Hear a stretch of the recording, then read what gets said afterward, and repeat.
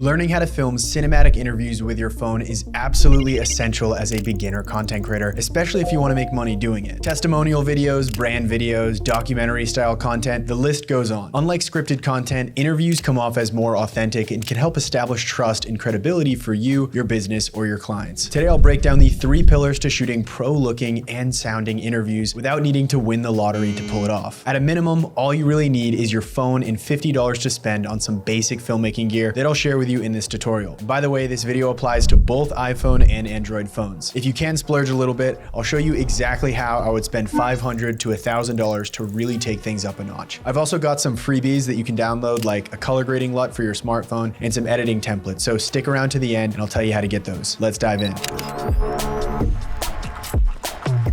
Throughout this video, as we go through our own examples, I'll be interviewing Connor here, who's a team member at ContentCreator.com. Now, first, I want to recommend a free camera app that everyone here should download. It's called Blackmagic Camera, and it is by far and away the most highly recommended camera app on the internet. It works on both iPhones and Androids. The reason I recommend this app is because it unlocks certain camera settings that you normally can't control using the built-in camera app, especially on iPhones, which have a very basic and limiting native camera app. Now, rest assured, if you don't want to get a third-party app, you still 100% need to follow along with what we teach in this tutorial, or else you might have a bad interview at the end of the day. Okay, pillar number 1 is composition. For those who don't know, composition is how the elements in an image are arranged, and it has a massive impact on the professional look of your content. It covers everything from the camera angle, the set design, where we position our subject in the frame, and so much more. The first decision you need to make with your composition is where to position your subject and your camera. Whatever room you're in, big or small, you want to position your subject in a way that creates depth. Don't position the subject right up against a wall. This creates no depth and it will make your image look flat. I usually try to get relatively far away from the background, creating that depth and making the space look larger. Now, after that, we have our camera height. This isn't a hard rule, but a general guideline. For typical interviews, you should aim to have your camera at your subject's eye level or even slightly higher than their eye level. If you shoot below eye level, you can give the subject a double chin, or you might see a bat in the cave up their nose. So unless you have a strong reason to shoot up at someone,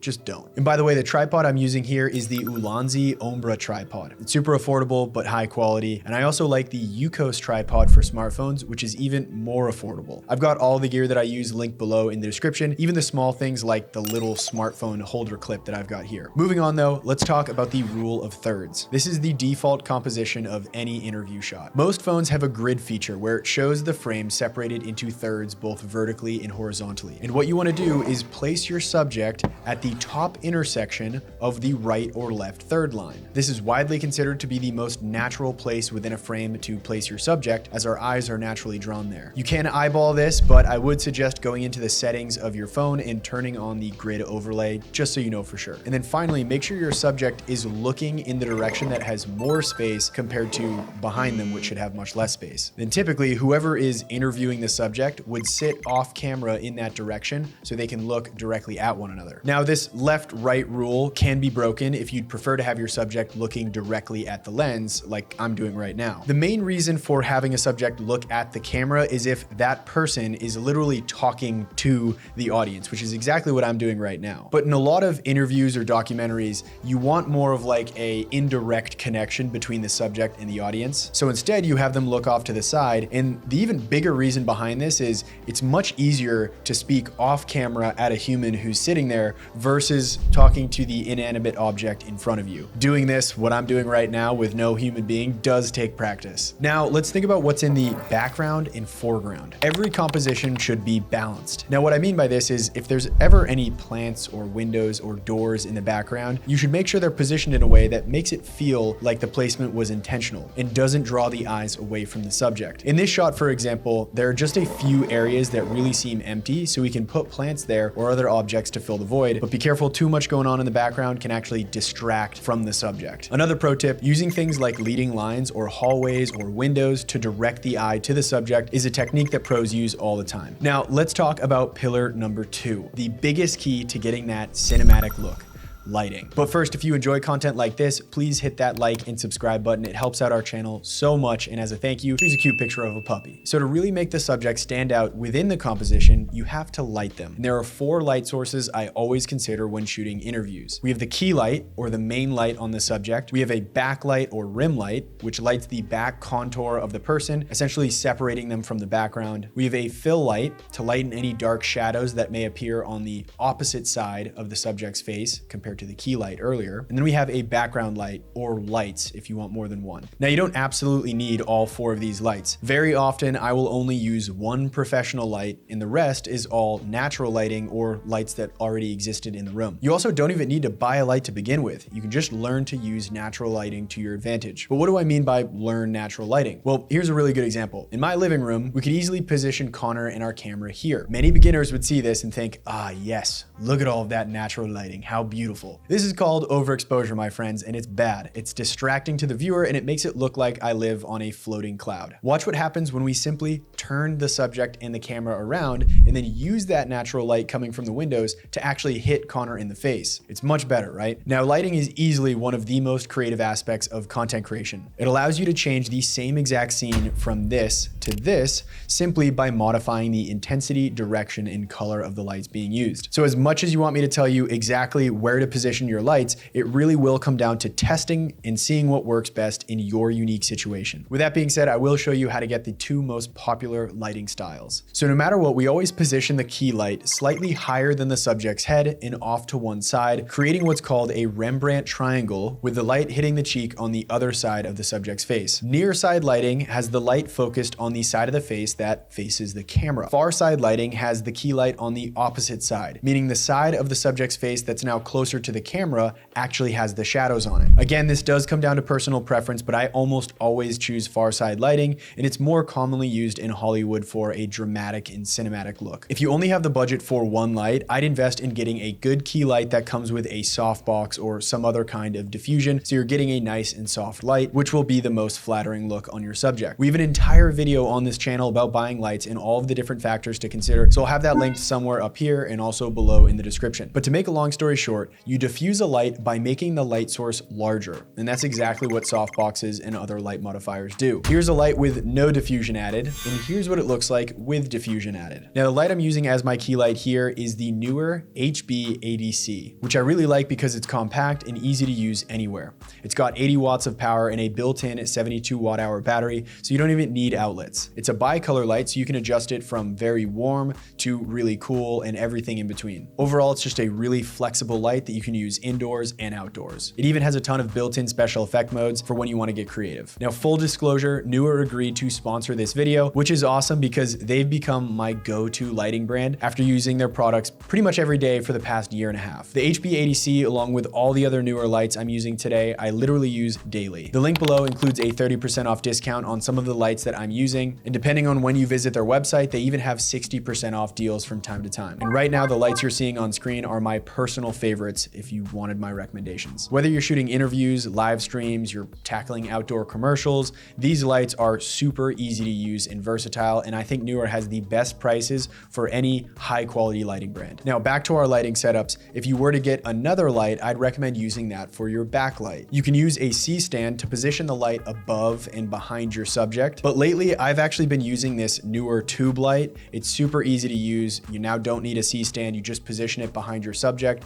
and it's great. And also with backlights, you really don't need diffusion because you're not lighting somebody's face where it needs to be soft, so don't worry about an extra softbox. Of all the 4 main lights that we talked about earlier, the fill light is usually the one that I leave out just because I like the contrast of having a bright and dark side of the face. But if you did really want a fill light, that Neewer tube light is also really good for a fill. And then of course, for the background lights, I really would just recommend getting creative. I almost always have lights behind me. I make sure they're positioned in a way where it's really not like overlapping with the subject. And I usually like to add some color contrast, which the easiest color contrast that you can get that looks good is a very warm and then a cool light side by side. All right, now let's touch on pillar number 3, audio. And I say touch on audio because you could easily go down a rabbit hole on what would make the best microphone for you. By the time you got out, you'd be old and gray. So my best advice for beginners when shooting interviews, just use something. Do not rely on the audio directly from your camera or your phone to capture interviews. I'd honestly rather have you hold a microphone up to the subject's face or have them hold a microphone themselves versus use the built-in mic on your phone. The built-in mics are just not really that high quality. If there's any amount of distance between the subject and the phone, it's going to capture all this echo and any background noise as well.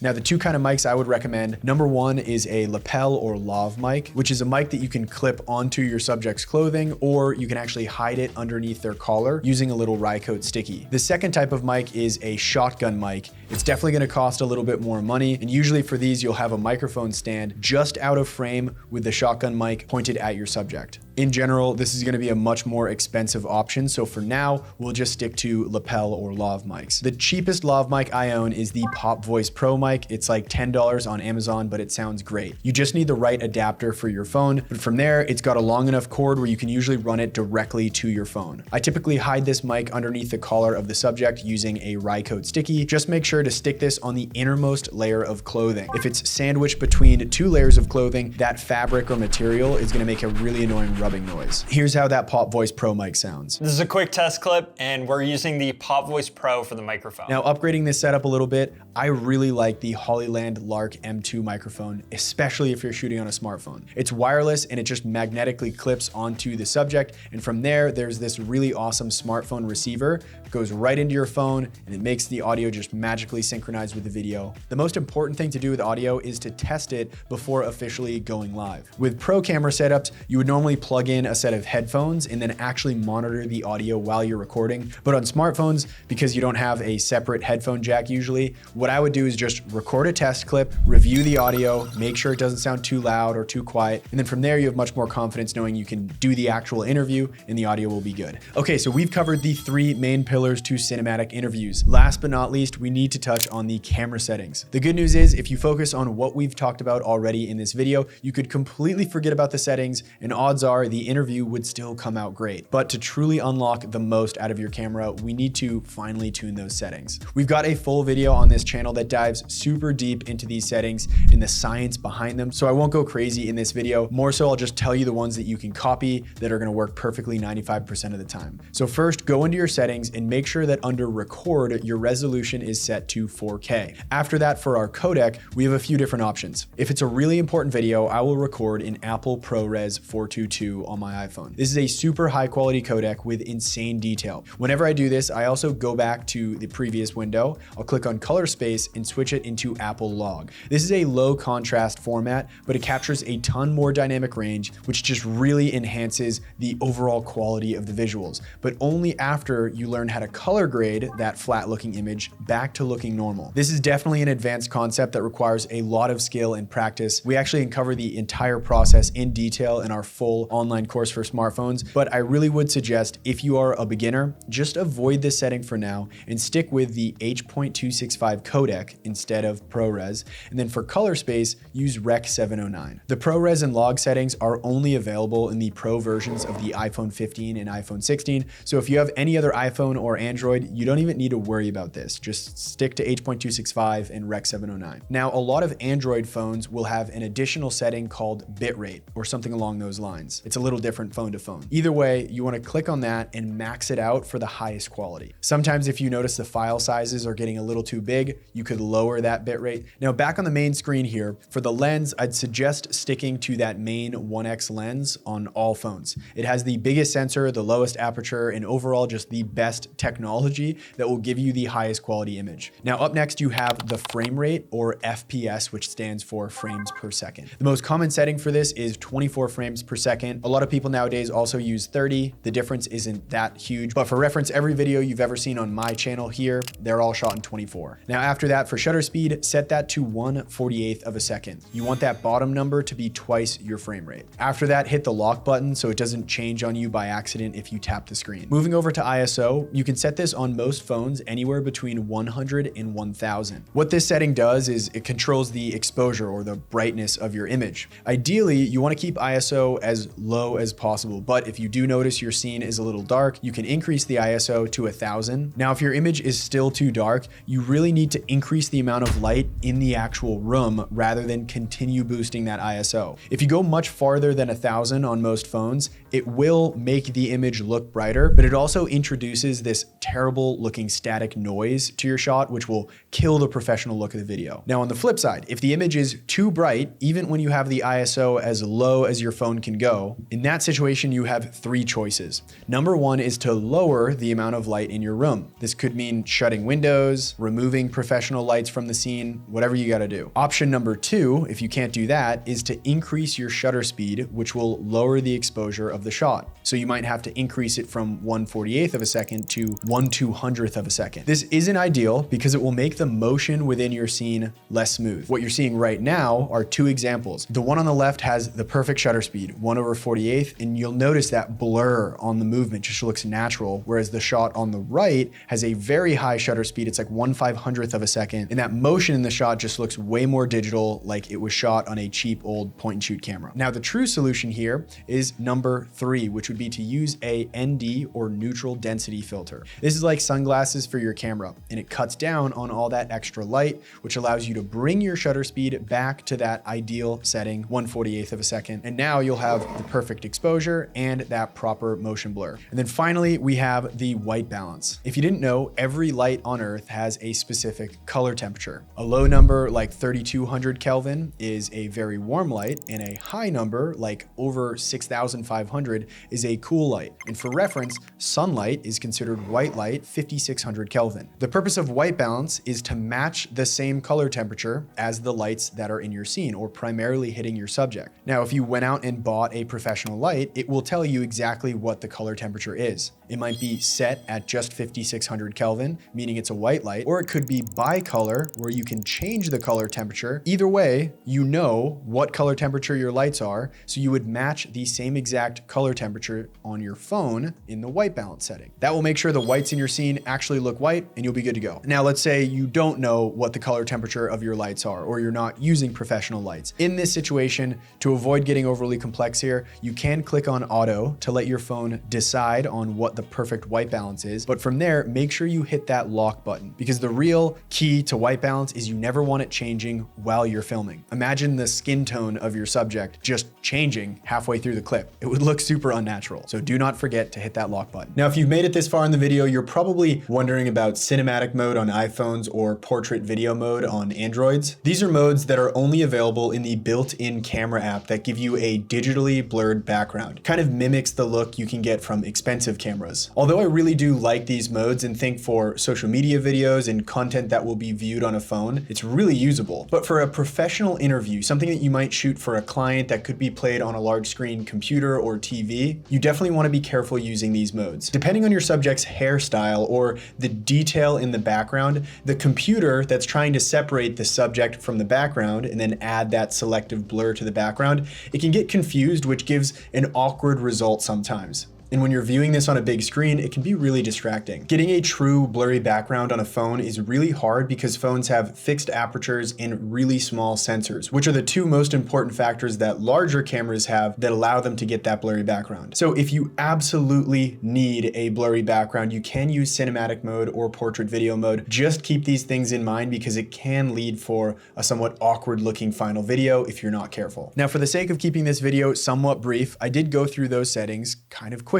Settings are extremely important, and if I were to truly go through each setting in detail here, it would take a lot of time and most of you would opt out of the video. For the few of you watching who really want to master every single aspect of content creation on your phone, I would highly recommend checking out our full online course, 14-Day Smartphone Filmmaker. It covers every single thing you could ever need to know about the camera on your phone and how to edit like a pro. We cover all the best gear, how to use it, the best free and paid apps for editing with full training series on each one. We cover the settings, tons more more training on lighting, how to capture smooth movements, how to record and edit audio, how to film social media content, YouTube videos, commercials, anything you can do with a camera, we've got you covered, and over 140,000 people from around the world have enrolled, and the reviews are extremely positive. We're also running a big sale right now for anyone who enrolls using the link in the description below. You're gonna get 3 bonus programs. 14-Day Filmmaker Pro Camera Edition, which covers how to use all of the mirrorless and DSLR cameras. You'll get 1 Week Director, which is a crash course on storytelling. We've helped people go from literally 0 to millions and millions of views on YouTube, and I know we can help you too. For those of you who are interested and want to learn more, the link to enroll is in the description. But for those of you who are like, screw you, Anthony, just give me stuff for free, I've also got a link down there with some free color grading LUTs and some editing templates that you can start using right away.